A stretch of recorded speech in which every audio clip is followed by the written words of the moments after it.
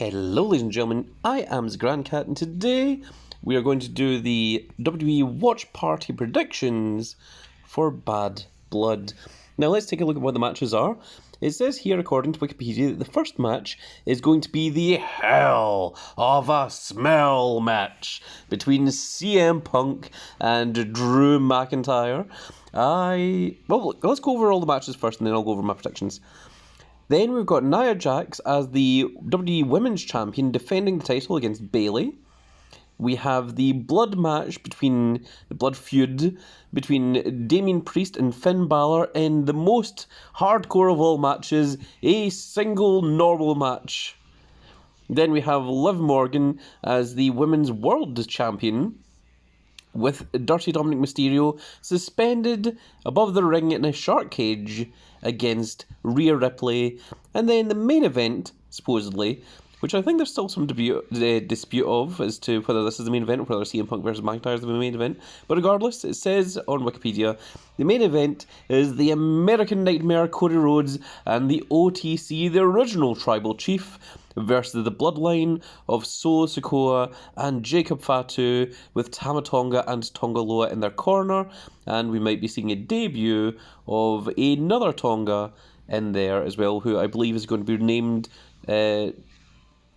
Tonga Longa? Something ridiculous like that. I think they're renaming him. But let's go over who I suspect is winning each of these matches. So CM Punk versus Drew McIntyre. Aye, that's right. My own Scottish brethren, Big Andrew Galloway himself. I think this is the end of their feud. I think both of them are going to move on to different opponents going forward. And I think it makes most sense for CM Punk to win this match. I know it's rather unusual. I'm going against Drew McIntyre, but I think Drew McIntyre doesn't lose anything from losing, and CM Punk is going to get basically shoved into the stratosphere. I know the original plans for WrestleMania 40 was going to be CM Punk was going to be involved in the title picture somehow, but then he got his injury at Royal Rumble and that messed up quite a few things. So I think CM Punk is most likely going to be in the world title picture going into WrestleMania 41. How we get there, I'm not sure, but I think it makes more sense for CM Punk to win this extremely bloody, violent match against Drew McIntyre, more than it makes sense for Drew McIntyre to win this match. I'm not sure what either person is going on to do after this match, but maybe CM Punk might feud with Gunther. I think it's maybe a little bit early for CM Punk to take on Gunther, though. I think if CM Punk and Gunther is going to happen, I think it's probably going to be WrestleMania, maybe even Royal Rumble season. But that's what I think is happening there anyway. Nia Jax versus Bayley. I think it's still too early for Nia Jax to lose her belt. I think they're still doing the whole teasing with Tiffany Stratton, wanting to cash in the Money in the Bank, but not wanting to cash it in on Nia, who is her new best friend. But then Nia is berating Tiffany and such.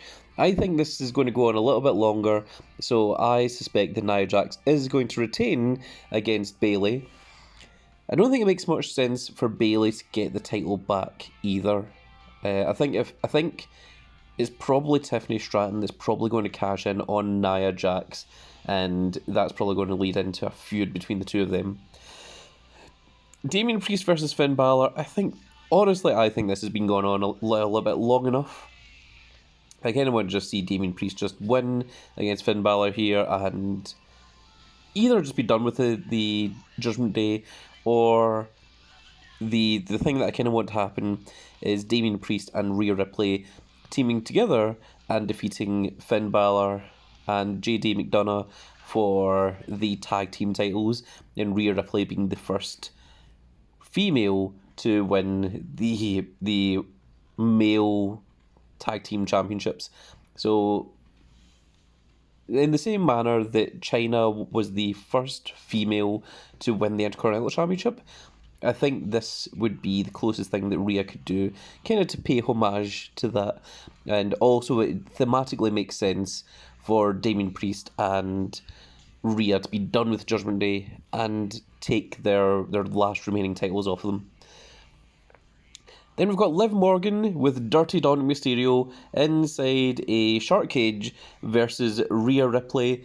And although what I just said there, I think Liv Morgan is going to win this match, because whenever someone is involved in a shark cage match, generally the shark cage isn't there to stop the person from not interfering. The shark cage is there so that the person in the shark cage can interfere in some manner or another, whether they drop a weapon down into the ring, whether they find a key or unlock their way out of the shark cage, or in the case of... Oh my goodness, I've forgotten his name.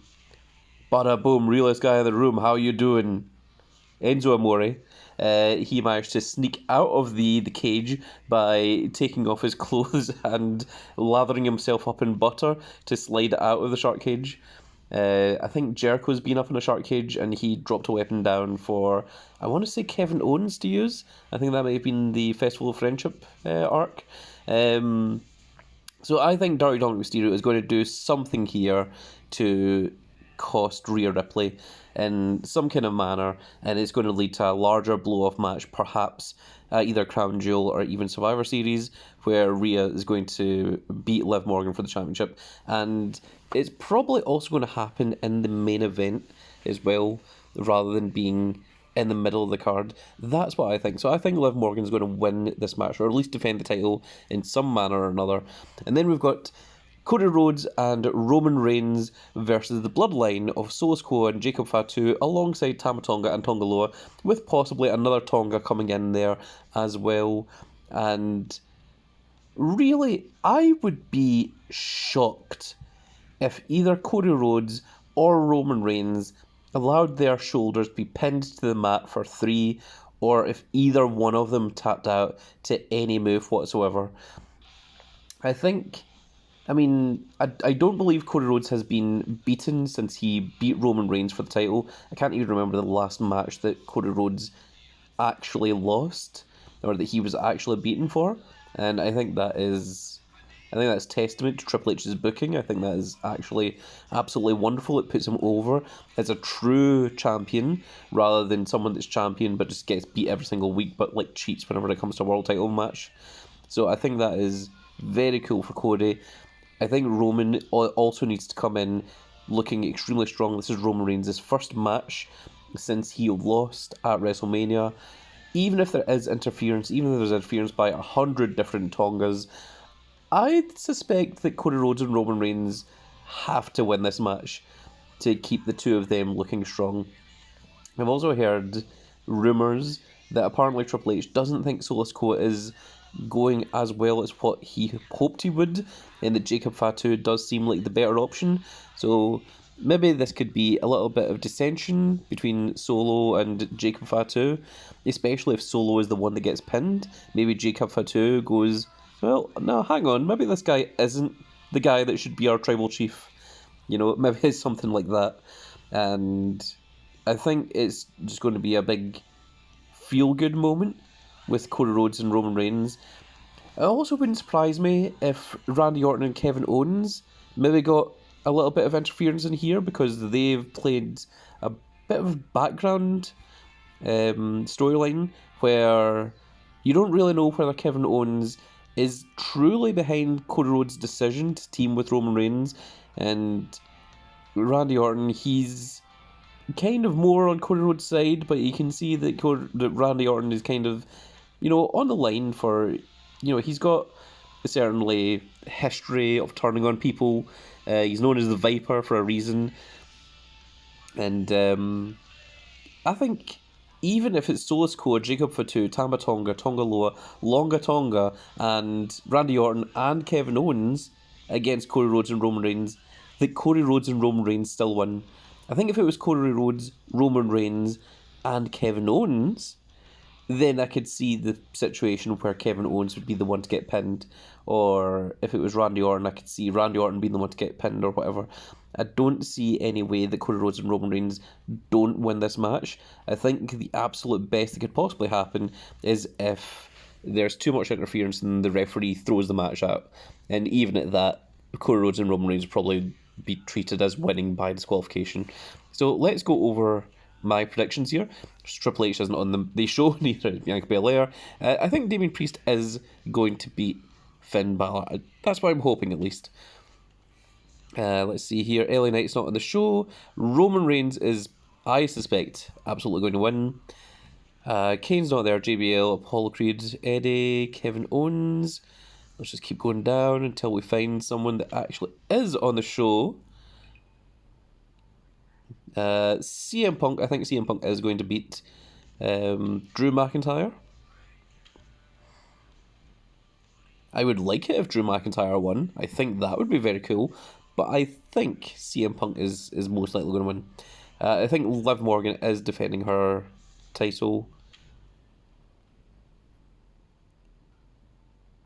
I think Nia Jax is defending her title as well. I don't see any titles changing hands in this show.